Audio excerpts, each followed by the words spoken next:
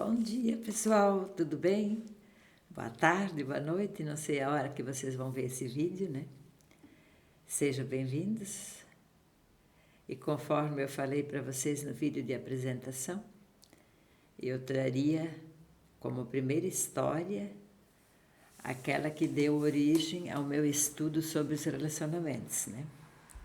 Esse fato ocorreu em 1990, quando eu fui convidada para participar de um casamento de ouro.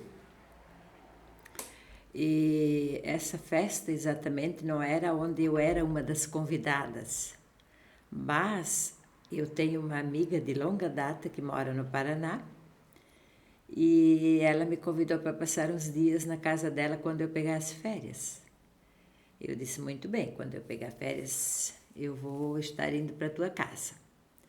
E eu chegando numa quarta-feira na casa dela, ela com a mãe, elas tinham um pequeno negócio, o que a gente hoje chama de empreendedorismo, né? Mas lá naquela época não tinha esse nome, mas o fim era o mesmo, prestar serviços. E elas faziam serviços de cozinha. Elas cozinhavam grandes festas, aniversários, casamentos. E naquele dia, quando eu cheguei na quarta-feira, ela disse, mamãe e eu vamos estar fazendo bodas de ouro, um casamento de 50 anos na nossa comunidade. Então, se você não se sentir desconfortável, poderá nos acompanhar. Na quarta-feira, essas pessoas, tanto as que eram contratadas para serviço quanto as voluntárias, elas se reuniam nessa comunidade para fazer os primeiros preparos, como lavagem de utensílios, preparação de churrasqueiras, verificar se os talheres eram suficientes, né? Casamento de grande monta. Eu disse, mas será um prazer ir com vocês. E quando eu cheguei nessa capela, uma cidade que fica mais ou menos uns 150, 160 quilômetros longe de Curitiba, e quando eu cheguei nessa capela, eu observei, a partir dos carros que estavam estacionados ao longo do pátio, né, de que isso não se tratava de pessoas de poucos recursos. Esses carros não são vistos em garagens de pessoas de classe média, muito menos de classe de renda baixa.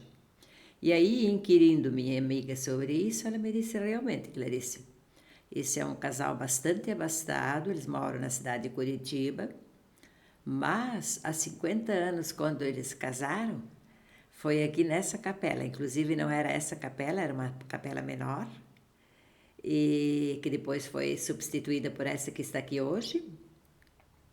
E aqui nasceram os primeiros 3 filhos e foram batizados nessa capela. E por conta disso, eles entendem que esse lugar tem uma grande simbologia, né? Além disso, eles também tinham muitos amigos ainda vivos, nem que pese, naquela época a longevidade não era tão grande como hoje, né? Muitos talvez já tinham saído da cidade, mudado-se para outra cidade, mas a grande maioria dos amigos que acompanharam o primeiro casamento, né, há 50 anos atrás, ou seja, no ano de 1940, essas pessoas estariam presentes. Então, esse lugar realmente para eles tinha um grande significado. E aí eu me sentei à mesa onde estavam os noivos e começamos a conversar. E em seguida as pessoas, cada uma foram tomando conta dos seus afazeres e ficamos os 3 à mesa para conversar. E aí eu, muito curiosa, logo perguntei para aquela senhora, de 71 anos de idade. Eu disse, a senhora não se incomodaria de me contar, assim, pequenos fatos que aconteceram ao longo de 50 anos? Porque a gente nota que há uma grande harmonia, um grande companheirismo, né? Um casamento que foi feliz ao longo de 50 anos. E nisso o senhor se levantou e disse, olha, eu não vou participar desse papo entre mulheres, ele disse, né? Vou ficar lá com os homens que estão cuidando de bebidas e outras coisas mais, mas eu quero deixar uma pequena contribuição na conversa que vocês vão iniciar, ele disse, né? A minha esposa sempre me namorou, ele disse, né? Então eu fiquei assim encucada com essa colocação dele, né? Pensei comigo, eu, né, jovem ainda, pensei, ele está se referindo à parte íntima do casal, né? Mas fiquei com essa interrogação. Aí ela então começou, ela disse, olha, não é da minha natureza eu fazer tratativas dessa ordem com pessoas estranhas, ela disse, né? Mas como você é uma pessoa conhecida da Dona Lourdes, ou seja, aquela senhora que estava fazendo a cozinha do casamento, que é uma pessoa que a gente conhece há mais de 50 anos, não vou me sentir constrangida em contar algumas coisinhas do nosso casamento que dura 50 anos, ela disse, né? E aí ela me começou dizendo uma coisa bem interessante. Ela disse, quando você começa um relacionamento, ela disse, né? Você cria um elo com a pessoa com quem você vai se relacionar, né? E é assim de mais importante que você nunca deixe que esse elo se rompa e não, nem tampouco que ele seja violado. Eu fiquei como com uma interrogação nos olhos. Então ela me explicou. Ela disse: romper o elo seria vocês fazerem coisas que distanciariam o motivo pelo qual vocês resolveram se casar. Seria romper o elo. Agora, violar o elo seria deixar com que pessoas, né, conheçam coisas que só dizem respeito ao casal. Ele disse: esses são 2 segredos iniciais imprescindíveis para um relacionamento feliz. Ok. Ela disse, e você deve ter sempre em mente, ela disse, né? A lenda das forças. Né? E ela me perguntou se eu conhecia a lenda das forças. Então eu disse, se é essa que estou pensando, acho que sei qual é. Ela disse, mas não há problemas, eu vou repetir ela para você para refrescar a sua memória, se é que você já a conhece, ela disse, né? Então ela me disse que havia uma discussão, um papo entre o sol e o vento, acima. O vento e o sol estavam acima. E o vento, então, ao virar-se para o sol, disse para o sol: você vê aquele homem que se encontra lá embaixo com aquele casaco? E o sol disse: perfeitamente. Aí o vento retrucou: você duvidaria que com apenas um sopro eu arranco o casaco daquele homem? Ele disse, não, eu não posso duvidar da sua força. Ele disse, mas vamos ver com apenas uma condição. O sol respondeu, se em 10 minutos você não conseguir tirar o casaco do homem, é a minha vez. Então o vento, com muita prepotência, muita arrogância, disse, ok, 10 minutos serão suficientes. E assim ele lançou um jato de vento muito forte naquele homem que estava lá embaixo, que desequilibrou o homem, quase derrubou. E quando o homem percebeu que o vento vinha dessa forma, ele se segurou cada vez mais ao seu casaco e apertou. E assim, à medida que o vento foi se intensificando, o homem cada vez segurava mais o casaco. E terminados os 10 minutos, não houve sequer um sinal de que o homem retirasse aquele casaco. Então o sol disse, agora é minha vez. Então, ao se dirigir ao homem, ele lançou imediatamente um raio de sol bastante forte no homem. E quando ele percebeu que ele estava segurando assim o casaco com força, e quando ele percebeu que bateu aquele primeiro raio de sol, ele já soltou as mãos. E antes que acabasse os 10 minutos, o homem voluntariamente retirou o casaco. E eu estava até então ouvindo essa conversa, que essa história já tinha sido contada para mim na época do colegial, né? E olhando para aquela senhora com uma certa interrogação. Aí ela disse, provavelmente você não está entendendo aonde eu quero chegar. Eu disse, seguramente não. Aí ela disse, assim como o sol e o vento, né? Que cada um tem, como entre outras forças da natureza, como chuva, como fogo. Ela disse, mas assim como o sol e o vento têm sua força e não se pode tirar dele essa força, assim são as pessoas, ela disse, né? As pessoas, cada uma em que pese elas morem na mesma casa, durmam na mesma cama e se conheçam, mas são 2 forças diferentes. Jamais se poderá afrontar tanto a força do vento quanto a força do sol. E assim são as pessoas. Ela disse, mas o que mais chama a atenção, fazendo esse comparativo de que o sol e o vento são duas forças, assim como duas pessoas sempre serão duas forças diferentes. O que é interessante perceber, ela disse, é que quando as pessoas são atacadas pela força da natureza, tanto fogo como água, como sol, como chuva, elas são absolutamente solidárias, né? E são absolutamente cooperativas no sentido de construir, de repor, né? E de refazer aquilo que a força da natureza estragou. Ela me disse, você não encontrará uma pessoa sequer, ela disse, que ao perceber que o vento derrubou telhas na sua casa, que ela vá subir ao telhado e terminar de descobrir a casa. Não, ela disse. Quando essa pessoa perceber que o vento destruiu alguma coisa no telhado, no outro dia cedo, assim que ela tiver a oportunidade, ela vai correr para reconstruir aquilo que foi desfeito pela força da natureza. Da mesma forma, ela disse, se você tivesse a incisão, ou seja, a colocação do sol de maneira forte, de maneira incisiva, permanentemente, você perceberia que não haveria vida. O sol queimaria todas as frutas, os legumes, as verduras, né? Seria impossível a vida. Então, as forças da natureza são, além de indispensáveis, né? Necessárias e com importâncias iguais. Né? E o ser humano tem essa inteligência que lhe foi dada, né? De perceber que ele jamais pode afrontar essas forças. E eu prestando atenção na conversa daquela senhora. Ela disse, agora, quando você está falando das forças, desculpe, das forças entre as pessoas, né? Você perceberá muito facilmente de que não há essa mesma compreensão, esse mesmo entendimento, esta mesma solidariedade e principalmente o sentido de refazer aquilo que estraga de alguma maneira quando as forças se enfrentam. Né?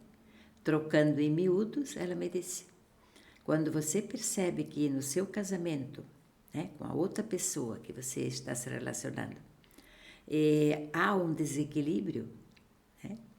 No outro dia você deve cedinho a procurar alguma forma de refazer. Né? Ainda que o erro seja seu, né? Você deve tentar reconstruir e, se for do outro o erro, ela disse, você deve ser solidária da mesma forma quando você tem uma pessoa que perde seus bens e você se solidariza com ela e tenta recolocá-la novamente para viver a vida. Porque quando a força da natureza entra, né, a gente nunca sabe de que forma vai acabar. Mas uma coisa é firme e segura, ela disse. As pessoas serão solidárias no sentido de que aquela pessoa deve ter uma nova forma, um novo início de vida. Né? Além disso, ela disse, muitas pessoas sucumbem. Muitas tragédias da natureza já trouxeram várias mortes, ela disse. Né? Então, você deve perceber que nos casamentos também, às vezes, não há o que fazer. Né? Há que se findar, porque uma das partes não deseja mais ficar, né? E vai haver o fim. Ou seja, vai haver a morte, no sentido figurado que ela quis dizer, né? Mas, inicialmente, né, sempre haverá alguma maneira de você corrigir pequenas diferenças de forças entre as pessoas, ela disse, né?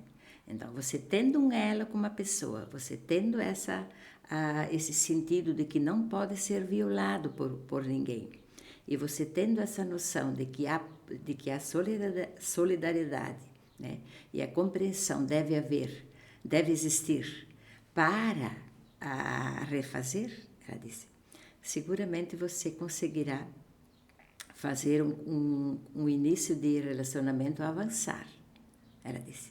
Né?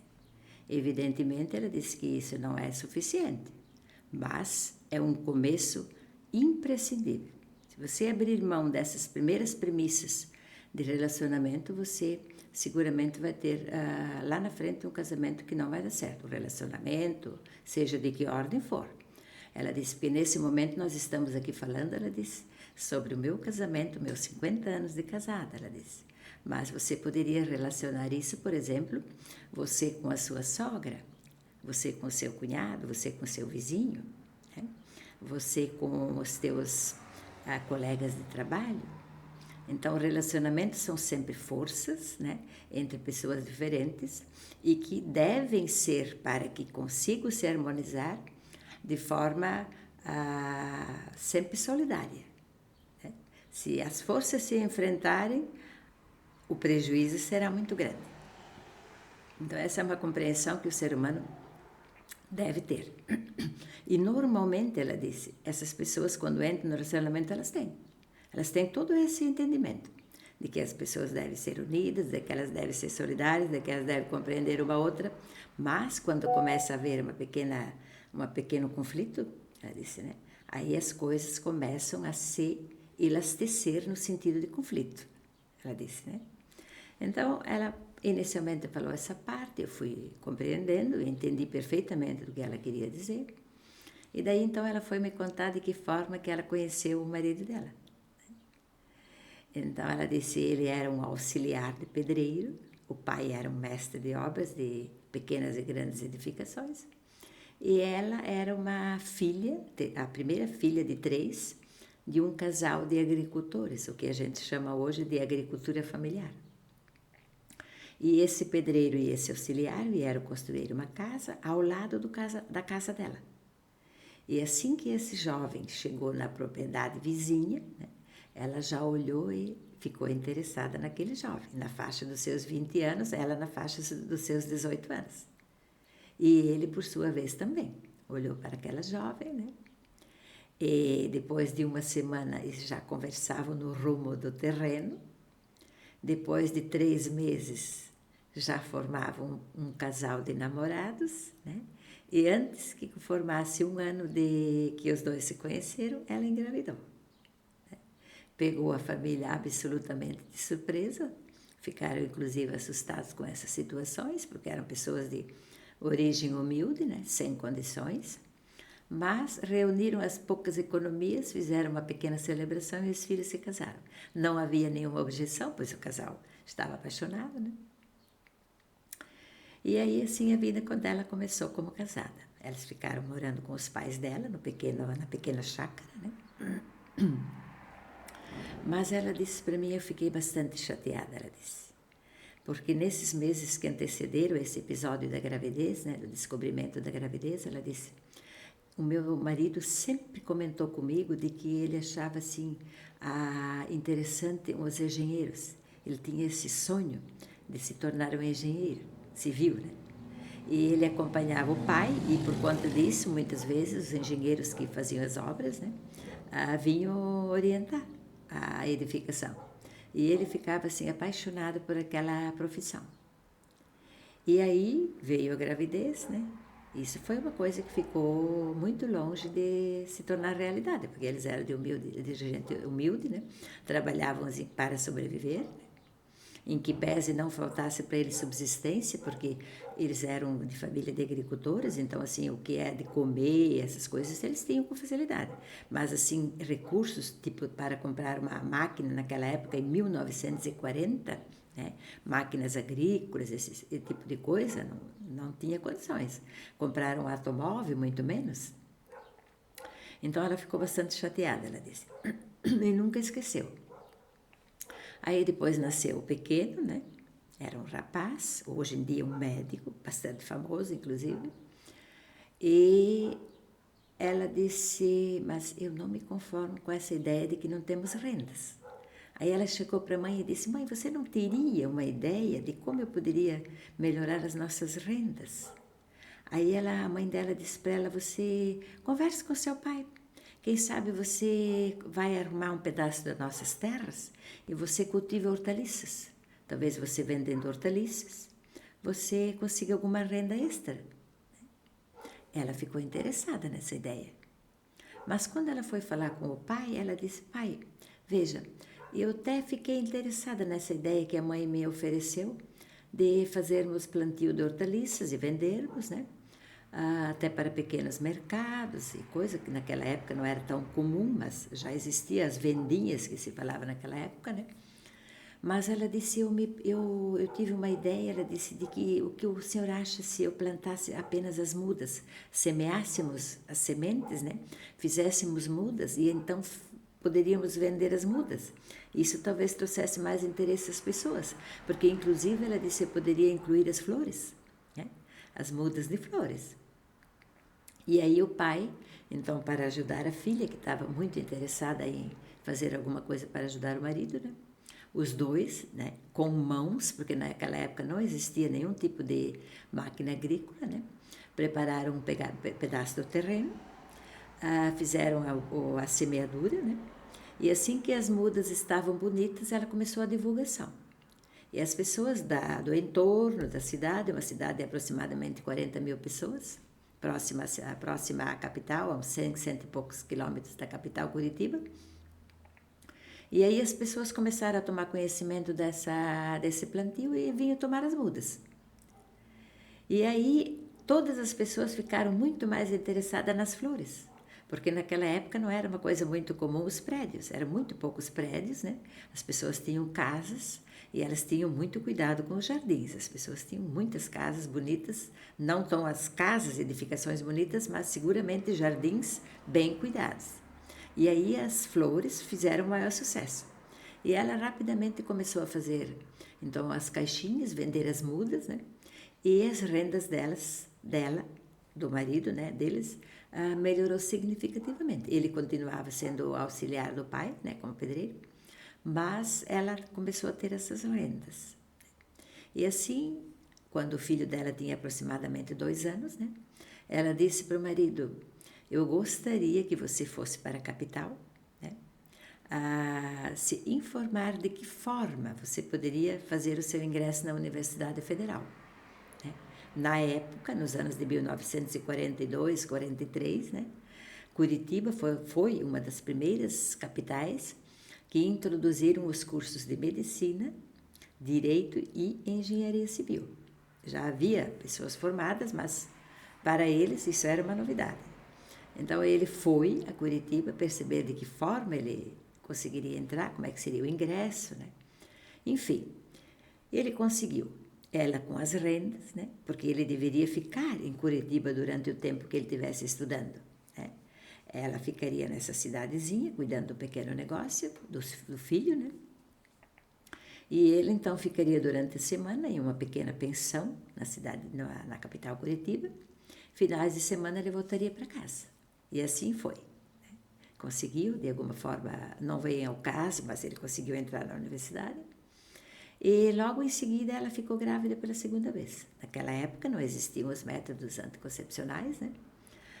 No Brasil nós tivemos conhecimento mais efetivo dos métodos anticoncepcionais na década de 60, né? De 60 para diante.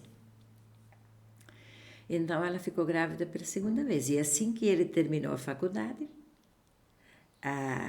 praticamente 7 para 8 anos que eles estavam casados, ela já estava grávida do terceiro filho.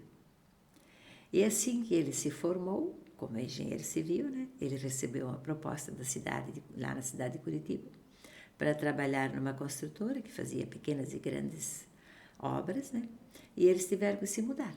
Mudaram-se dessa pequena cidade para a capital. Alugaram uma casa, ele ganhou melhores salários. O pai ficou com o pequeno negócio dela, repassava alguma renda para ela, né? Afinal de contas, foi ela que alavancou o pequeno negócio. E assim a vida foi melhorando. E ela, na época, tinha 3 filhos quando foram mudar para Curitiba, mas ao todo eles tiveram 6 filhos. Né? Assim que ela foi casada há 18 anos, ela tinha 3 filhos. 6 filhos. E teve 4 homens e 2 mulheres. Os 3 primeiros filhos do casal se tornaram médicos, 2 homens e uma mulher. Né? Um outro se formou engenheiro, ficou na profissão dos pais. Um se tornou advogado e a mais nova, a última menina, se formou nutricionista na época, tendo que viajar para São Paulo, né? Porque Curitiba ainda não dispunha desse curso de nutrição, né? Somente São Paulo. Então, mas na época as condições já permitiu. Mas, enquanto ela me relatava, né?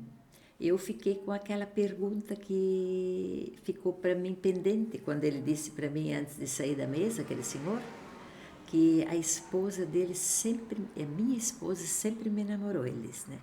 E eu fiquei intrigada com essa frase. Então eu disse para ela, se eu não for assim petulante demais ao fazer essa pergunta, a senhora poderia me dizer assim de que se tratou essa colocação que o seu marido me fez naquela ocasião? Ela disse, não vai ter nenhum problema, ela disse.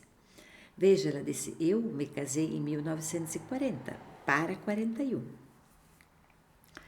E como não tínhamos métodos anticoncepcionais, assim também não tínhamos conhecimento de como transcorria exatamente uma gravidez, né?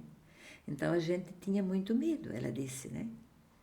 E eu tinha medo de fazer atividade sexual, ela disse, durante as gravidezes. Eu tive 6 gravidezes, ela disse, todas as gravidezes eu fiquei bastante gorda e eu me sentia muito pesada, muito mal, né? E eu não tinha coragem nos últimos meses, ela disse, por falta de conhecimento, né? De que essa atividade não traria, né? Na maioria dos casos, problemas, ela disse, mas eu tinha medo. E meu marido, ele compreendia esse meu medo. Então, como nós não tínhamos nos finais, né, mais para os finais das gravidezes, nós não tínhamos atividade sexual, eu sempre procurava, de alguma forma, lembrar a ele de que nossa vida íntima tinha continuidade, né? Então, eu participava de banhos com ele, ela disse, né? Nessa época que eu estava conversando com ela, em 1990, ela era uma senhora de 71 anos, também engenheira civil, porque depois que nasceu o 6º filho, uma menina, ela também foi para a faculdade e também se formou em engenharia civil, né? Então, nessa época, era uma mulher com fala erudita e falava bem, sem nenhum tipo de constrangimento. Aí ela disse, nós tínhamos a nossa vida íntima, mesmo que nós não tivéssemos a nossa relação sexual completa. Então eu participava de banhos com meu marido, em que pese estivesse barriguda, ela disse, né? Achei bastante engraçado o jeito como ela era assim, com aquela idade, naquela época, com tanta naturalidade, né? Ela disse, mas eu fazia banhos com meu marido, eu procurava esperar ele sair do banho para secá-lo, como fiz com os meus primeiros filhos, né? E nossa vida íntima foi preservada. Ele sempre compreendeu essa situação. E, de certa forma, inclusive a masturbação. Uma coisa que me deixou, assim, pasma na época, né? Porque uma mulher que casou em 1940, né? Não era tão comum a gente ouvir as pessoas falarem sobre esse tema com tanta abertura, né? Mas, como eu já estava por dentro, em 1990, sobre isso, achei aquilo interessante, mas não fiz nenhum comentário. Mas em dado momento eu disse para ela, mas me interessa saber assim se durante 50 anos de casados, a senhora não teve um abalo sequer durante o seu casamento, né, de 50 anos? Aí ela disse, tivemos um abalo, ela disse. Tivemos um abalo entre os meus 12 para 14 anos de casada, ela disse, né? Assim que meu marido trabalhou muitos anos nessa empresa, ela disse, né? Mas houve um dado momento em que foi mudada a secretária que atendia a parte administrativa do empreendimento, né? Da construtora, enfim. E essa mulher trouxe problemas para o meu casamento, ela disse, né? Nós estávamos numa faixa de 34, 35 anos, né? Porque os dois tinham mais ou menos um ano e pouco de diferença. E essa jovem, né, de 21 anos, começou a trabalhar na empresa. Na época não se ficava maior aos 18.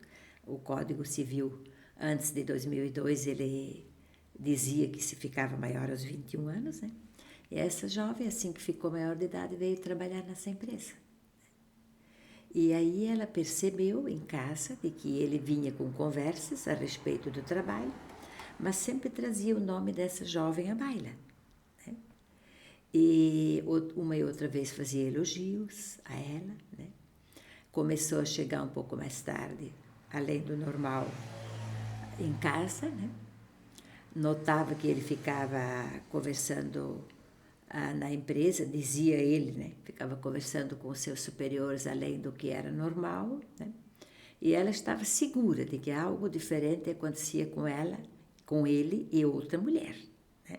Mas ela não questionou ele, embora ela percebesse que o casamento dela tinha acontecido algo diferente. E aí, num desses finais de semana, quando ela foi para casa, né, ela foi conversar com a mãe. A mãe dela era uma grande amiga dela.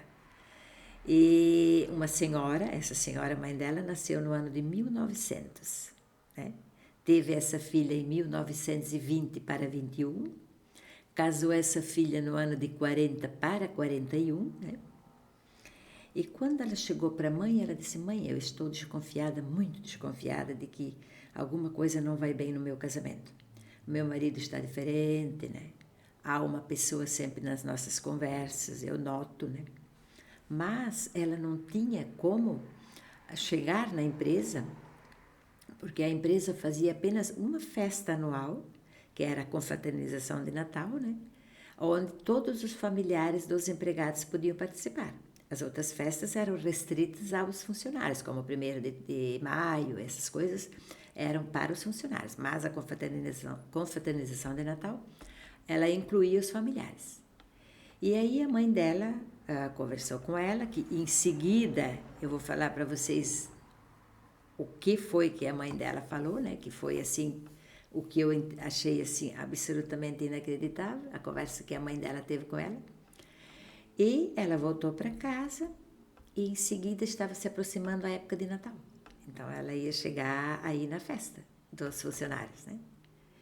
E quando ela chegou na festa com os filhos, né, os 3 primeiros filhos que já eram nascidos, e o marido, então ele imediatamente apresentou a determinada secretária, só essa aqui é a nossa secretária, sim, essa aqui é minha esposa, meus filhos. E ela disse que ela olhou assim e disse: pensa numa mulher bonita. Uma jovem de 21 para 22 anos, ela disse, absolutamente maravilhosa. Cabelos, o corpo, as roupas, ela disse, pensa numa mulher bonita, ela disse. E aí a festa foi transcorrendo e ela, sentada entre todos os outros funcionários e familiares, né? Ela percebeu de que ele fazia piadinhas picantes, que era notório que isso se referia àquela jovem, né? Assim como ela, assim, fisicamente se insinuava com aquelas roupas provocantes para cima do marido dela. Né? Então, ela, o que seria o normal, que a gente vê até hoje, em 2023, né?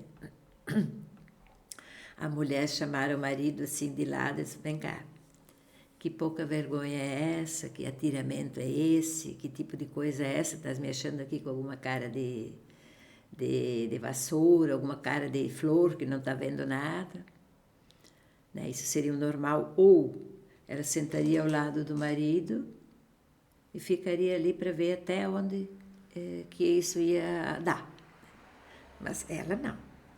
Ela ficou observando isso, os detalhes que estavam acontecendo ali, e ela percebia que as pessoas do ambiente também notaram. Isso era nítido, de que ali estava vendo, vamos supor, o que nós chamamos hoje de clima. Naquela época, ela disse, eles estavam flertando. Isso é uma expressão um pouco mais antiga, né? Mas hoje nós chamamos de que está havendo um clima entre eles, né? E assim que o jantar terminou, ela disse, você me leva em casa. Ela disse, não estou me sentindo bem. Eu gostaria que você me levasse para casa. Eles não moravam muito longe do clube onde estava acontecendo a festa, né, a confraternização. E em seguida, depois disso, uns 2 meses depois, ela veio descobrir que ela estava grávida pela 4ª vez, né? Mas naquele dia ela ainda não tinha sabido, mas depois ela foi descobrir que esse mal-estar que ela teve já era em função da gravidez ainda não descoberta, né? Aí ela disse, mas eu não gostaria que você perdesse a confraternização com seus amigos, eu gostaria que você voltasse, né? Vocês tiveram um ano de êxitos, ela disse, foi um ano com proveito, com lucros, e vocês têm o direito de, entre colegas, confraternizar. Então você me leva em casa e depois você volte. Ela disse, né? E aí, ela disse, quando chegou na frente de casa, ela disse, abriu a porta, os filhos saíram, entraram, ele abriu a garagem, né? Os filhos entraram e ela ficou no carro, e aí então ela disse que ela olhou para ele e disse assim, ainda que você fizesse muita força, ela disse para ele, você não conseguiria tirar de mim, ela disse, o amor que eu sinto por você. Ela disse, né? Porque assim como o amor, assim como outros sentimentos, eles não podem ser manejados por outra pessoa além de mim. Né? Eu devo chegar um dia na conclusão de que ele não existe mais, ou ele morre comigo. Uma pessoa de fora jamais conseguiria tirar de dentro de mim o amor. Né? E ainda que eu atravessasse o outro lado do mundo, esse amor iria comigo. Aí ele estranhou essa conversa e disse para ela, mas afinal de contas, onde é que você quer chegar com essa conversa? Como normalmente, né, os homens fazem quando a mulher questiona ele sobre uma determinada situação. Eles se fazem absolutamente desentendidos. Aí ela disse, deixe-me terminar. E depois, se você quiser, você faça alguma colocação. Aí ela disse, então, ela disse, você não seria capaz, mesmo com muita força, de arrancar de mim o amor que eu conheci por você, nutri por você e que até hoje está comigo. Ela disse, mas, ela disse, há uma coisa que você pode tirar em poucos segundos. E eu afianço a você, ela disse, que se você tirar isso de mim, você será incapaz de repor. Não será possível repor o que eu chamo, ela disse, e que eu entendo como respeito. Ela disse. Então, ela disse, agora quando você for de volta para a festa, né, lembre-se disso. E dizendo isso, ela abriu a porta do carro e desceu. Ele ligou o carro e foi de volta para a festa. E aí, assim que ela entrou em casa, passados assim menos do que uma hora, ela percebeu de que o carro estava entrando na garagem. Pensou, ué. Aí ele entrou e ela inquiriu ele, disse, afinal de contas, o que aconteceu? Ela disse, você não ficaria para a confraternização com os amigos? Aí ele pegou, sentou-se de frente a ela, né? As crianças já tinham, cada uma com 10, 12, 13 anos, já tinham saído, né?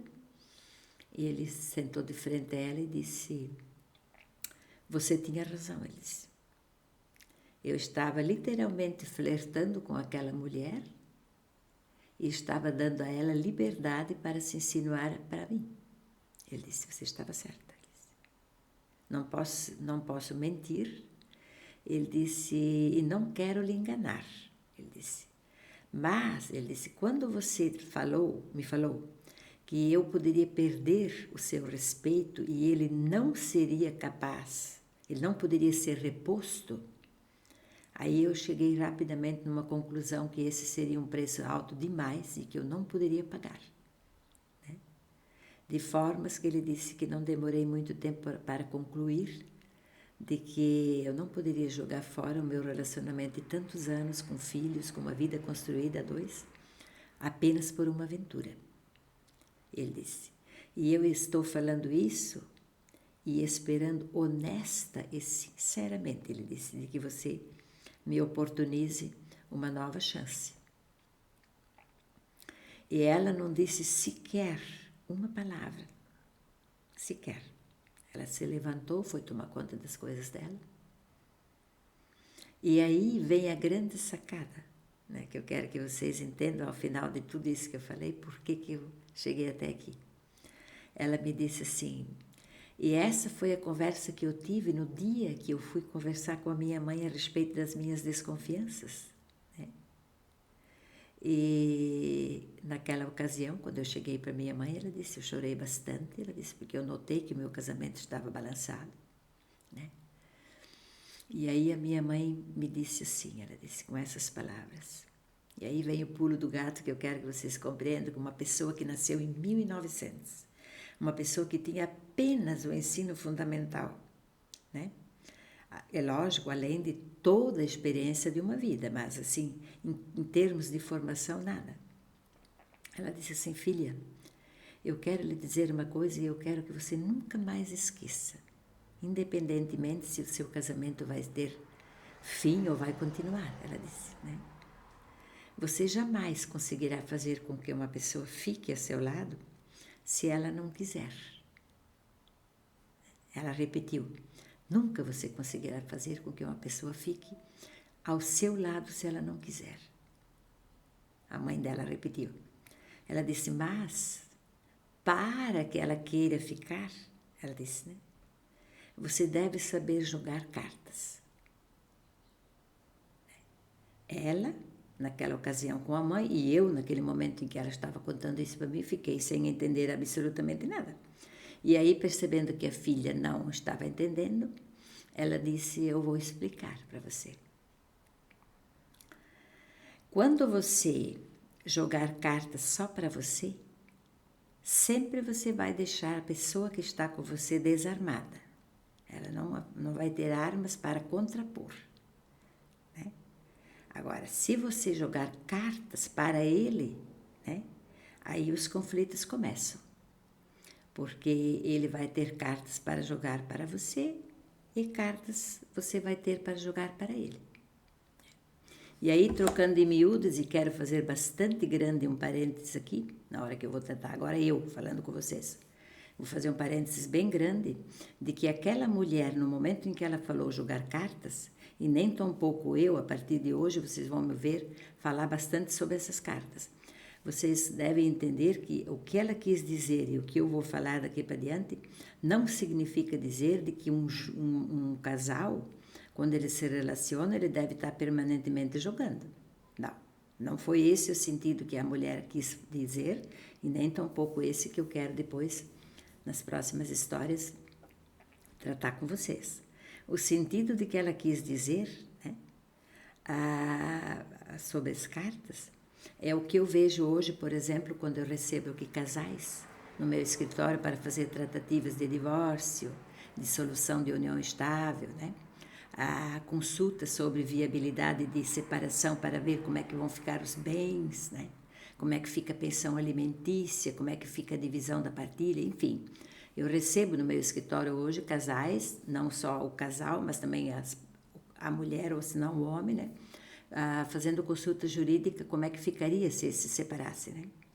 E aí eu percebo nitidamente as cartas de que aquela mulher falou naquela ocasião, de que aquela senhora estava contando para mim naquele momento que ela estava me relatando 50 anos de casados, e de que eu consegui ver isso assim no meu dia a dia. E seria mais ou menos o seguinte, quando chega o casal aqui na minha frente, que eles vão falar sobre o divórcio, porque que, né, a gente levanta as hipóteses, né? Gente, vocês realmente estão seguros de que vocês querem isso? Porque vai ser o processo assim, essa... Então, aí começa, o homem começa, ele diz o seguinte, você nunca está afim, na hora que eu te procuro, você está sempre ocupada por algum motivo, ou você tem dor de cabeça quando eu chego à noite, ou você tem a fazer com os filhos, ou você está limpando a casa, e quando você limpa a casa eu devo me ausentar, porque eu me torno uma peça dentro de casa de que está atrapalhando a limpeza do local, né? As cartas que ele joga para ela. E ela, as cartas que ela joga para ele. E você? A mulher disse para o homem, você não me ajuda com os filhos, não me ajuda com a manutenção da casa. Né? Sempre que possível você está no boteco com teus amigos numa cervejinha, sempre que você tem um sábado livre você está no campo de futebol, num futebolzinho com teus amigos. Se você vai a uma festa, dificilmente eu vejo você durante a festa, vou ver você na chegada, vou ver você na entrada, porque você está reunido com os teus amigos em algum canto, né? Então percebam, essas cartas de que a senhora estava falando naquela ocasião, né? É você que escolhe se você quer dar essas cartas, né? Você pode dá-las ou não, né? Para a pessoa que convive com você. Aquela mulher, no dia que o marido dela levou ela para frente da casa, né? E ela disse para ele assim, você não poderá tirar o amor de mim, Mas se você tirar o respeito, você não será capaz de repô-lo. Ou seja, naquele momento ela deu uma carta que ficou só com ela. Ele não tinha cartas. De forma que quando ele chegou na festa, não levou muito tempo para ele chegar à conclusão de que ele estava fazendo uma aventura, né? De que ele colocaria fora toda uma história por conta dessa aventura. E mesmo que ele quisesse chegar em casa e rebater a esposa dele por algum motivo, ele estava sem cartas. Ele não tinha cartas para jogar, porque ela fez aquilo de forma tão firme, tão segura, né? De que ela sabia também de que quando ela jogou isso para ele, ela poderia dar fim definitivo ao casamento, ou seja, ele iria voltar para a festa, iria ficar com aquela moça, ela acabaria descobrindo e o casamento deles findaria, ou então ele voltaria para casa e seria a última vez que ele faria uma situação dessa. Né? E por incrível que pareça, ela disse, depois disso, nós ainda tivemos 3 filhos, né? E depois que minha última filha nasceu, ela disse, eu fui para a Universidade Federal, eu me formei em engenheira civil, e depois disso viajamos, tanto ele quanto eu, para vários lugares durante muito tempo e muitas vezes, e jamais, ela disse, houve um abalo no nosso relacionamento. Então, ela disse, naquele momento eu sabia que a minha forma de agir, ela estava assim entre 8 ou 80. Ou eu recuperava de vez a confiança, o respeito, né? Ela não tinha perdido ainda o respeito, porque ele afiançou a ela que jamais os dois, essa senhora, essa moça e ele tiveram qualquer coisa além daquilo que ela viu na festa, né? Mas ela disse que ela teve que colocar as coisas nesse patamar. Então aí chegamos à conclusão. Você veja, quando você está, né, como nós falamos lá no início, com a força que lhe é dada por natureza. Você nasceu com essa força. Qualquer pessoa, quando nasce, nasce com a força. Assim como o sol, o vento, o fogo, né? As forças, elas nascem com a gente. Né? E nós podemos usá-las de forma a destruir, né? Nós podemos usá-las no sentido de construir ou no sentido de repor. Né? Construir é quando a gente conhece aquela pessoa e a gente faz todas as forças necessárias para cativar, para apaixonar, para deixar aquela pessoa absolutamente encantada com a gente. Né? Isso é o construir. O repor, né, são aquelas situações que acontecem para você manter aquela situação sempre de uma maneira bacana, vamos dizer assim, né? Com pequenos gestos de dia a dia, com pequenas solidariedades, no momento de doença, no momento de fragilidade, no momento de baixo astral, porque dentro do casal existem esses momentos, né? E o reconstruir seria aquele caso, né, de que você, quando percebe que uma telha caiu, né, você vai rapidamente tentar recolocar aquela telha no lugar, né? Porque se ao invés de você subir ao telhado e repor a telha que caiu, você vai lá e tira, além daquela que caiu, mais 8 telhas, né? Você vai ver que o estrago fica muito maior. Então, esse cuidado que a pessoa tem ao construir, isso todo mundo tem, sem exceção. Ninguém entra no relacionamento fazendo todas as coisas erradas e consegue levar a pessoa ao altar. Não. Ela mostra suas melhores qualidades, né? A força que ela tem dentro dela, ela age em todos os sentidos, todos. Ela programa, ela planeja, ela é incrível, a força. E repor também é uma coisa bastante, a gente vê bastante, né? Os casais que de repente a esposa fica uma semana com o filho no hospital, por qualquer motivo a esposa adoece, né? Há uma certa solidariedade ali no sentido de repor, de trazer aquela harmonia perante uma situação inesperada, né? Agora, o reconstruir, ele geralmente tem a ver com baques mais fortes, ou seja, quando a batida, ela vem mais forte, né? Entra uma pessoa no relacionamento, entra um WhatsApp, entra uma postagem na página de outra pessoa, né? Então, ao reconstruir, ele requer um pouquinho mais de planejamento, porque geralmente o baque ele é maior, ou seja, quando você reconstrói um telhado é porque realmente o vento veio acima da média. Não é aquele ventinho que vem apenas para refrescar, é um ventinho que vem e derruba, né? Árvores, coisas desse tipo. Então, você vai perceber de que para reconstruir aquela situação demora um pouco mais.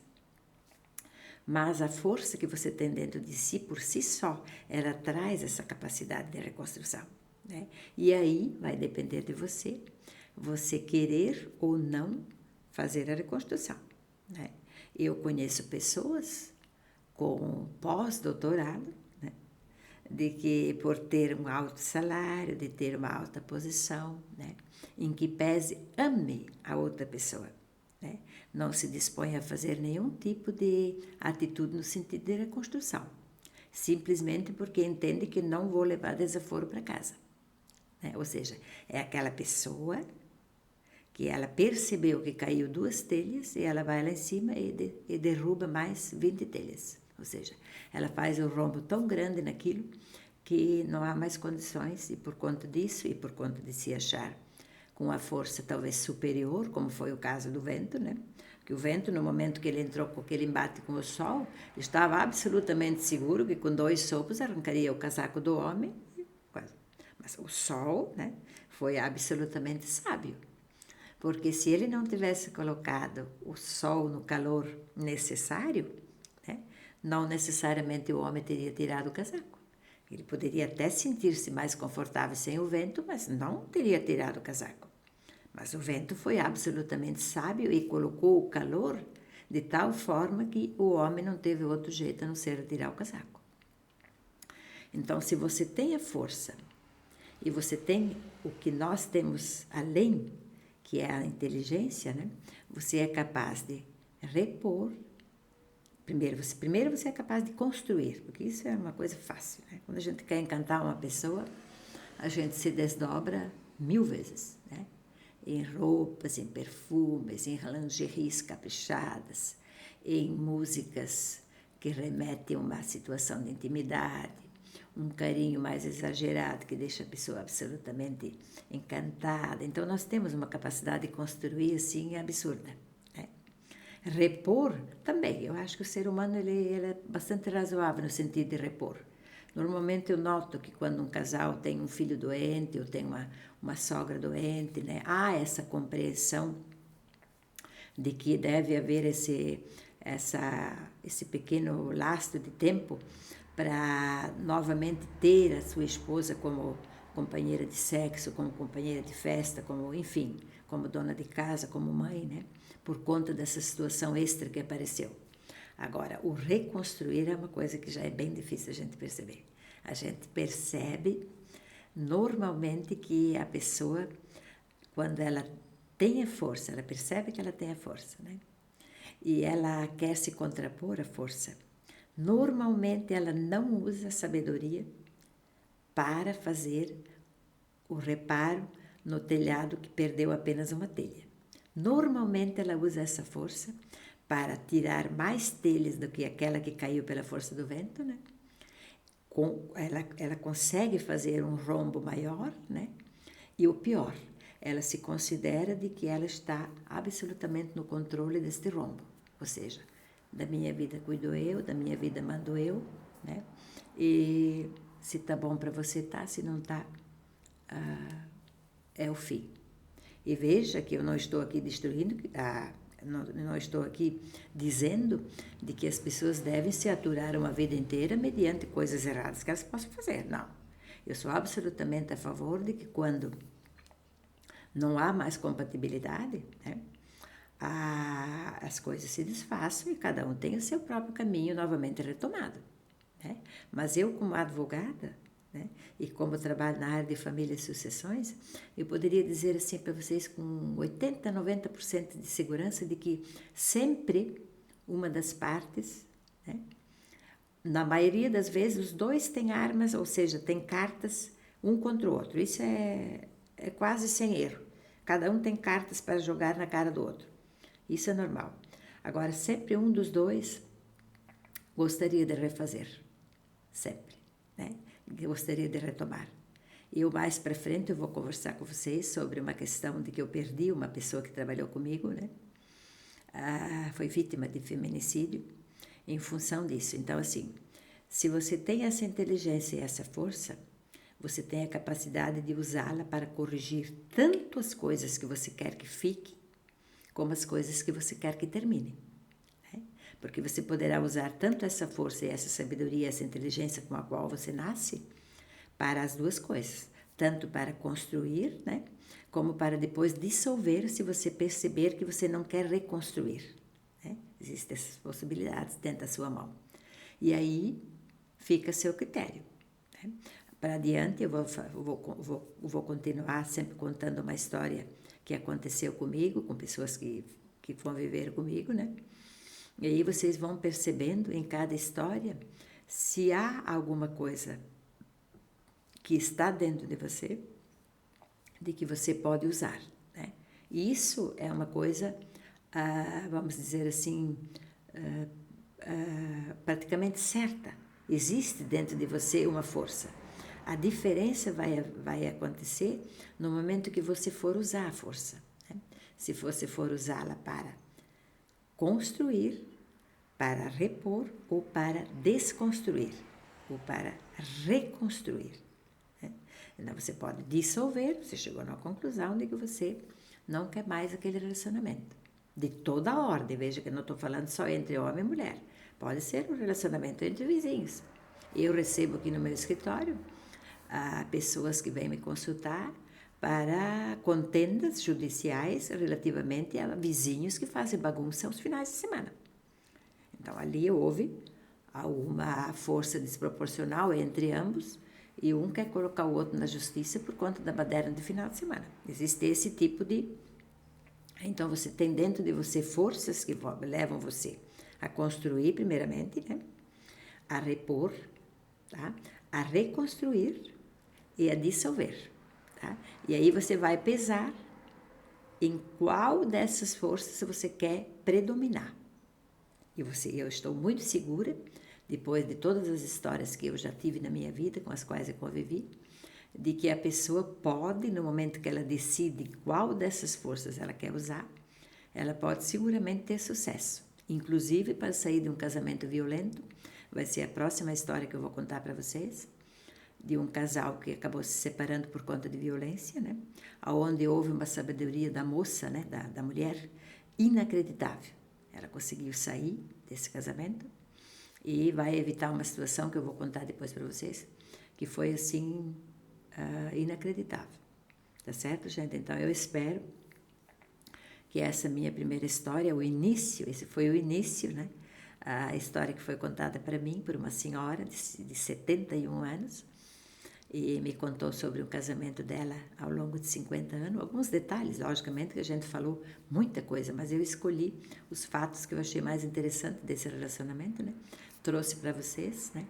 E principalmente a questão da mãe dela, que era uma senhora que nasceu no ano de 1900 e que trouxe à luz, né, essa força, essa sabedoria dela, entregou para a filha e a filha soube fazer uso e reconstituiu e repôs e reconstruiu aquilo que estava começando a rachar, que estava começando a quebrar, tá certo? Então eu espero que vocês possam fazer uma reflexão a respeito disso. Se for possível, aproveitar alguma coisa para vocês. Quem sabe não sirva para vocês, mas alguém próximo a você talvez tenha algum tipo de contenda, né, dentro dos seus relacionamentos, de qualquer ordem, e vocês possam levar essa pequena história para ajudar. O intuito é sempre fazer vocês refletir no sentido de melhoria, tá? Um grande abraço para vocês, a gente se vê daí numa próxima live.